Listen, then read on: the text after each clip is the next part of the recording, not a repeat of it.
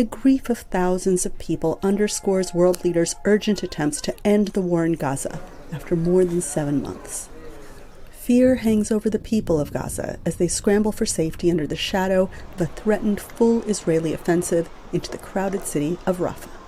And growing youth anger over the unceasing violence has inflamed American universities and spread beyond the shores of the U.S. At this delicate point, the White House said Monday that Washington is still plugging away at negotiations in Cairo aimed at securing the release of hostages and a truce. This particular negotiation has had its ups and downs, its ins and outs, its twists and turns. And what I laid out in my opening comments remains the case. There could be a ceasefire tomorrow if Hamas would just go ahead and release women, wounded, and elderly. We do believe Israel has put a good proposal on the table. Hamas has put a counter-proposal on the table. The world is calling for a ceasefire. Those who are doing so should go to Hamas and say, come to the table and work until we get a deal. And he acknowledged to VOA there are new fissures in that process. Egypt, which is hosting the negotiations, recently came out in support of South Africa's International Court of Justice case against Israel for genocide.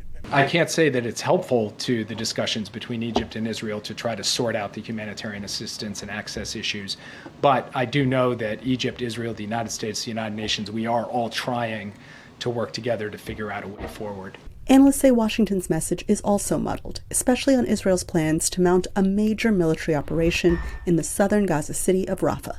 Sullivan said Monday that Israel has conducted only targeted strikes there so far.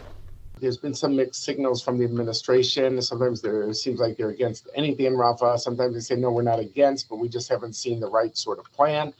So I think that this needs to be clarified. Meanwhile, as Washington tries to make a clear plan, Israel's leadership faces pressure from citizens who accuse Prime Minister Benjamin Netanyahu of fanning the flames of Palestinian violence. Just wanted to emphasize to Prime Minister Netanyahu his responsibility for what happened here on October 7th. Meanwhile, as officials try to talk their way to peace, Israel's strikes on Gaza continue. Anita, Powell, VOA News, the White House.